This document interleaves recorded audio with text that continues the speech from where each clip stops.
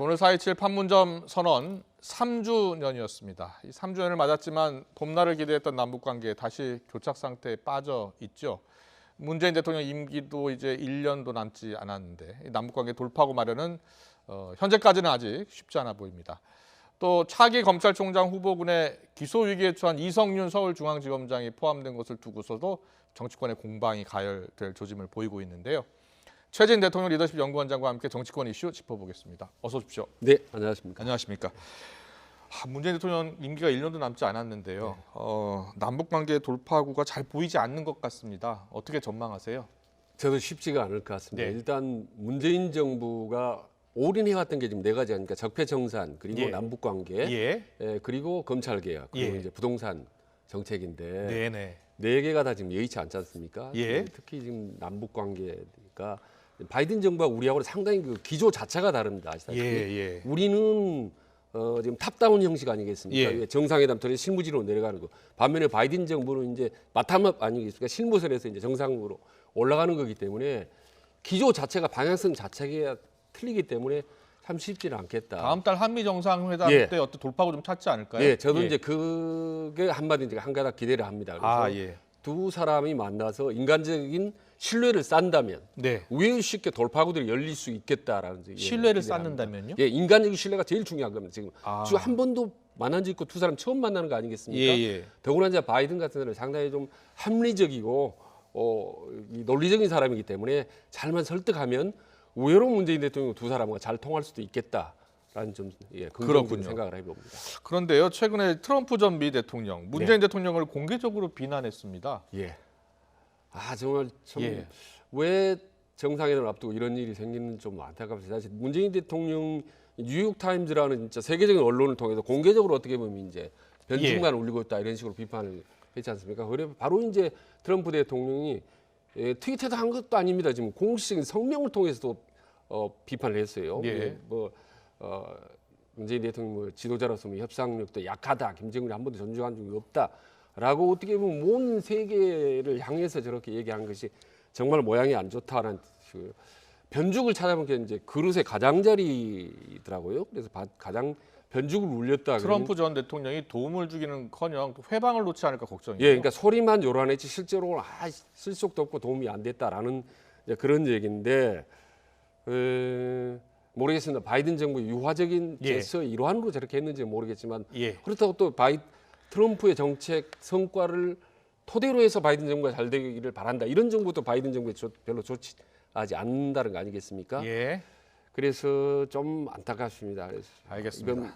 이런 오해, 트럼프라는 방금 자이든의 여러 가지 방금 말씀드린 오해들이 정상회담 때 잘 순조롭게 풀리기를 좀 기대합니다. 다음 달 한미 정상회담 기대해 보겠습니다. 그리고요, 검찰총장 후보 추천위원회 이제 모레 열립니다. 그런데 이제 후보군이 나오지 않았습니까? 한 10명 정도 되는 것으로 지금 알려지고 있습니다.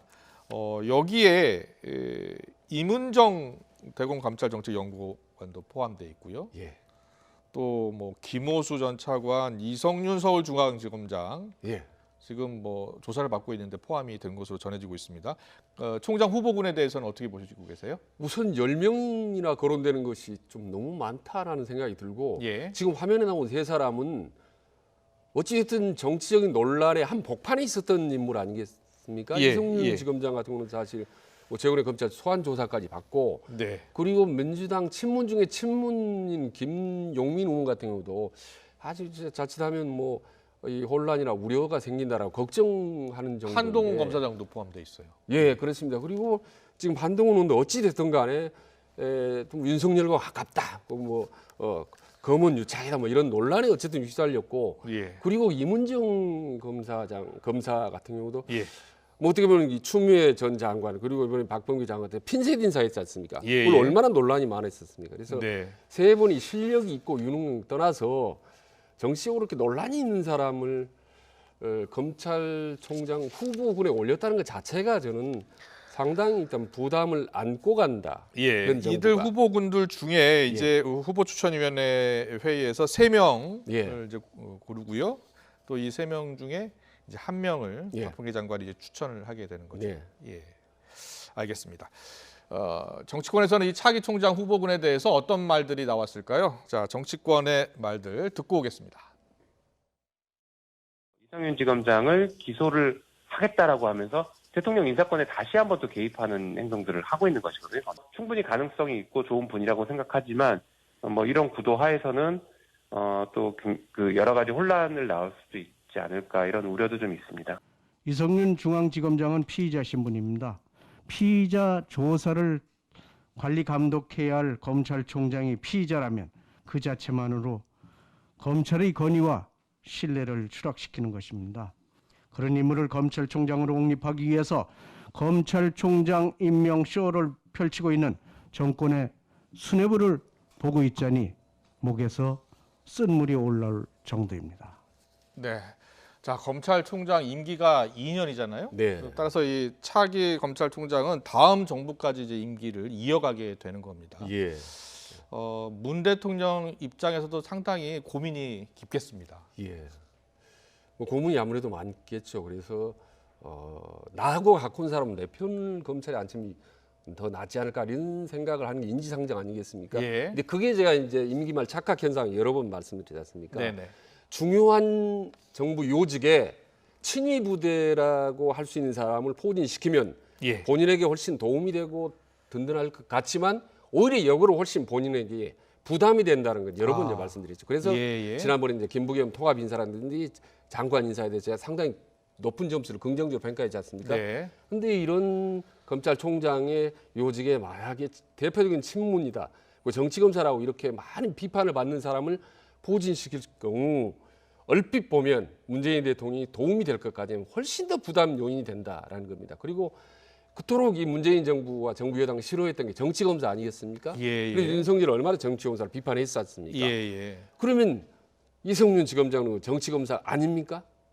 어쨌든 정치검사 논란에 휩싸이고 있는 사람은 가능한 한 제외해 주는 것이 문재인 대통령을 위해서 그리고 정부 여당을 위해서 훨씬 저는 득이 많다고 생각하는 거죠. 예.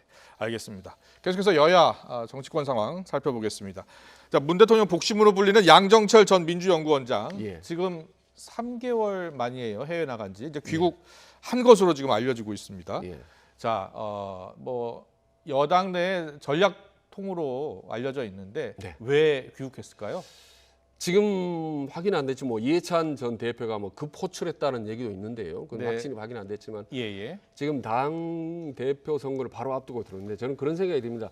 지금 민주당의 단권 구도가 친문 핵심 인사들이 생각지 않았던 이상한 방향으로 흘러가고 있다고 보는 건지 예. 실제로 보면은 지금 송영길, 홍문표, 우원식 세 사람 다 친문인데 네. 최근 들어 당권이 경쟁이 심화되면서 마치 뭐 반문 대 친문 뭐 이런 대결 구도로 가지 않습니까? 예. 특히 이제 송영길 의원 같은 경우는 상당히 지금 정부 여당을 향해서 상당히 좀 비판적인 쓴소리를 지금 내고 있는 상태. 그래서 급거 귀국하지 않았나. 왜냐하면 예. 지금 당권 구도가 어떤 식으로 정리되냐에 따라서 네네. 이후에 민주당의 전국 운영, 그다음에 문재인 대통령의 국정운영 스타일, 나아가서 대선 전략이 완전히 달라지기 때문에 이 중요한 시점에 빨리 양정철 문재인 대통령 복심이니까 와서 교통정리 좀 해달라라고 아마 SOS를 친 것 같다는 생각이 듭니다. 그렇군요. 알겠습니다. 자, 여권에서는 양정철 전 원장의 역할론이 지금 거론되고 있고요. 야권에서는 김종인 전 비대위원장의 역할론 계속해서 거론되고 있습니다. 원희룡 제주지사가 인터뷰를 했습니다. 발언 잠깐 듣고 오겠습니다. 똑같이 그냥 걱정을 했습니다. 이렇게 하면 안 된다. 근데 그게 국민의 힘이 중심이 됐으면 좋겠는데 지금 돌아가는 이 모습을 보니까 과연 그게 어떨지에 대해서 굉장히 괴로워하고 계시더라고요. 심지어는 여당에서도 전화가 온대요. 여당에서요? 뭐라고요? 주자들 중에 일부가 전화도 오기도 하고 일단 인사차인데 조언을 좀 구하는 뭐 아니면 같이 하자 뭐 이런 거? 모르겠어요. 뭐. 국민의힘 돌아가는 모습 보면서 굉장히 괴로워하고 있다. 예. 그리고 여당에서도 전화가 오고 있다. 예. 이게 무슨 뜻입니까? 참 상황이 복잡해졌는데, 그러니까 김종인 전 위원장 입장에서 본다면 본인이 애써서 힘들게 공들여서 국민의힘을 나름대로 질서 있는 중도판으로 만들어 놨는데 본인이 나오자마자 정말 무질서한 보수 아사리판으로 돼버렸다라고 하면 생각을 할 것 같아요. 왜냐하면 본인이 기억하시죠? 그리고 광주 5.18 매역 내려가서 무릎 꿇고 말이죠.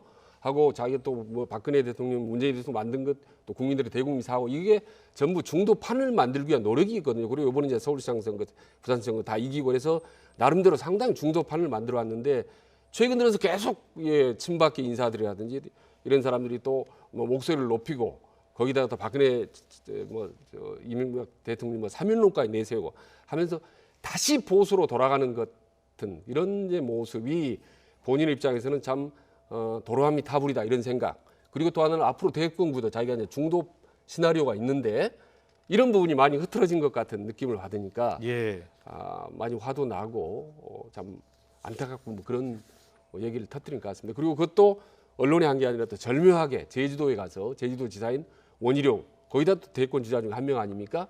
같이 얘기하면서 김정민에서 본인의 얘기도 언론에 공개적으로 딱 터뜨리고 그리고 또 본의 아니게 중도인 원희룡 지사도 확 띄우면서 언론에 두 사람이 함께 딱 주목을 받는 일거삼득의 효과를 어떻게 보면 거뒀다고 볼 수가 있겠습니다. 알겠습니다. 안철수 국민의당 대표가 오늘 최고위원회 마친 다음에 국민의힘과의 통합을 이제 본격적으로 추진해 보겠다라고 얘기를 했고요. 그러면서 원칙 있는 통합 뭐 이렇게 강조를 했습니다. 그리고 이제 주호영 원내대표를 만난다고 했는데 어떻게 봐야 되겠습니까? 저는 이게 쉽지가 않습니다. 이게 오세훈 안철수 단일화 때보다 저는 한 3배 정도 더 어렵다고 봅니다. 왜냐하면 이 통합이라는 거는 아시다시피 지도부를 어떻게 구성해야 되는 문제하고 지분의 문제가 있습니다. 그러면 안철수가 국민으로 들어가면 어떤 예우를 해줘야 되느냐 문제가 정말 중요하지 않습니까? 공동당 대표로 할지 아니면 어떤 형태로 할지 또 권한은 어느 정도야 될지 그다음에 수많은 국민당에 있는 지역위원장 이런 사람들 오면은 어디까지 허용해야 되는데 지분 문제. 왜 이게 정말 중요하냐면 다른 때보다 더 중요하냐면 아시다시피 내년 대선이 있고 더 중요한 거 있죠. 내년 6월에 이제 지방선거 있지 않습니까? 그렇죠. 거기에 따라서 완전히 대한민국 정계 구도가 또 달라지는 건데 이때 대충 두 손 들고 백기 통합해서 흡수 통합되는 것 같이 되면은 안철수 본인도 미래도 없고 당도 미래도 없거든요. 그렇기 때문에 매우 힘들어지는 거고요. 그다음에 이제 본인이 뭐 5가지 조건 뭐 유능, 도덕, 공정, 국민통합 이런 거는 사실 이제 담론이기 때문에 형식적인 거고 실질적인 협상은 실무적인 협상은 쉽지 않다. 그래서 제가 개인적 의견을 말한다면 어차피 복잡하고 쉽지 않은 저런 문제이기 때문에 서두르지 말고 서서히 스텝 바이 스텝으로 가는 것이 양측에 다 도움이 될 거라고 봅니다. 알겠습니다. 어떤 행보를 보일지 지켜보겠습니다. 황교안 전 대표가 정치 재개를 위해서 몸풀기에 들어갔는데요. 국민의힘 내부에서 반대 목소리 나왔습니다. 성일종 비대위원이요. 정치 행보 개인의 자유지만 바람직하지 않다라고 언급을 했습니다. 어떤 배경이 있을까요?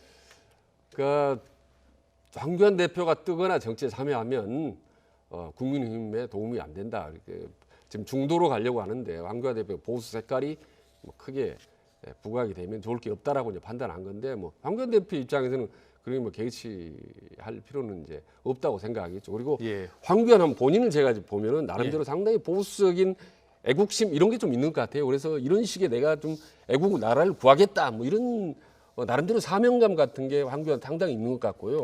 물론 진중권은 이제 당신 가만히 있는 게 애국하는 거다 이렇게 얘기를 했습니다만은 그리고 또 하나는 요즘 이제 공정이 화두다 보니까 본인이 좀 검찰 출신 아닙니까?